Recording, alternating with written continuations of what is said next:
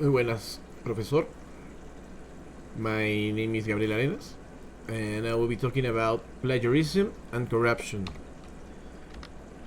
This presentation analyzes, or will be analyzing, the academic plagiarism case of the former Peruvian Attorney General, Patricia Benavides, which now we know she is back in her in the office, and reflects on the importance of the collaborative work in the field of administration, especially in ethical context. So, plagiarism case, Patricia Benavides. In 2023, Patricia Benavides was accused of plagiarizing 85% of the paper in significant sections of her master's thesis. This was reported by national media such as La República, El Comercio, Perú 21, etc., and triggered an institutional credibility and sums up to the political crisis. Her role as the highest authority in the public ministry demanded exemplary ethical standards, which were seriously compromised, and everything surrounding her nomination was suspicious. It was like all the Congress and the Junta Nacional de Justicia, the Tribunal Constitucional, and of course the minister's chambers were supposedly interested in her, were suspiciously interested in getting her into the office.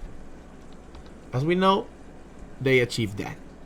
The thesis that she presented to the Junta Nacional de Justicia in 2022 for the opportunity to get the office as Peruvian Attorney General was also plagiarized. And all the documents referring to Benavides' thesis or master thesis were lost by the Universidad de las Peruanas. And we know that all this case ended up being successful for the puppeteers, so to speak. The consequences of the plagiarism. This will damage this will damage to a person an institutional reputation.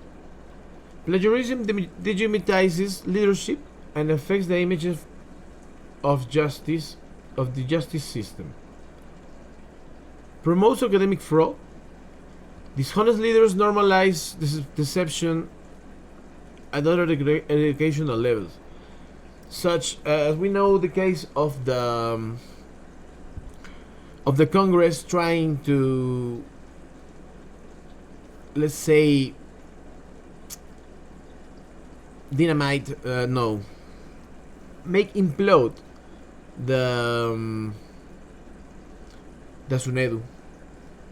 So this and every other case of plagiarism that ended up being good for let's say a bad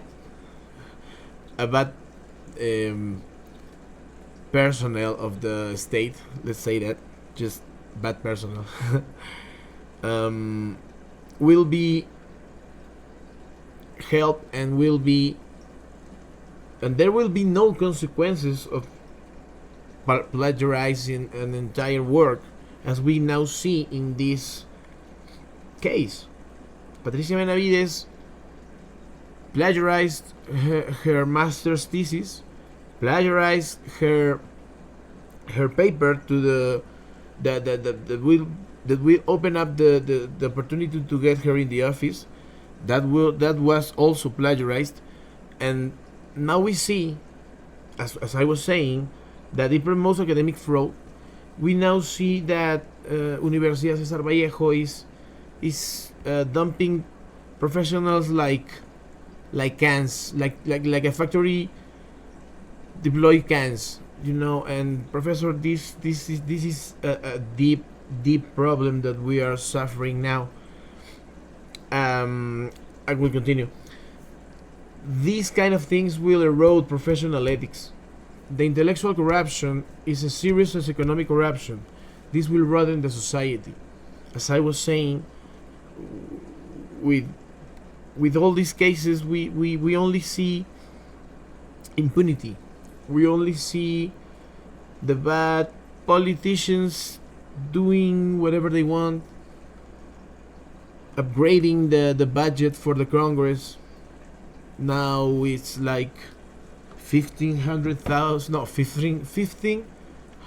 $1,500 billion. That's the number. So dollars, I mean soles. So that professor is really really bad for us.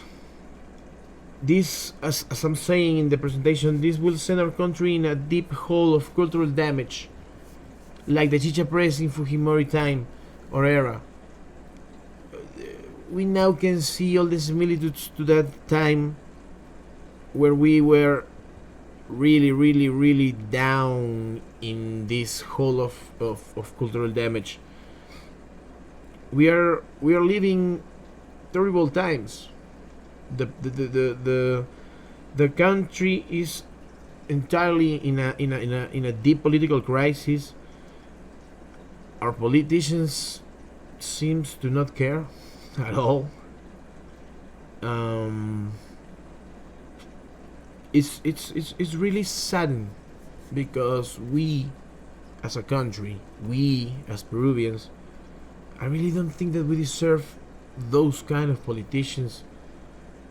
I mean, everything that the politicians do when they try to make implode the Sunedo, when they let thousands, hundreds of thousands of let's say bad students from bad universities, that, I mean, it's not their fault, but if we let if we let the if we let the if we let that this kind of let's say quality of educational institutes will be starting to appear, as we know, the Congress now approved like the construction of 22 now national universities. So what are we expecting from those 22 universities? To be like Universidad César Vallejo, that they produce like 115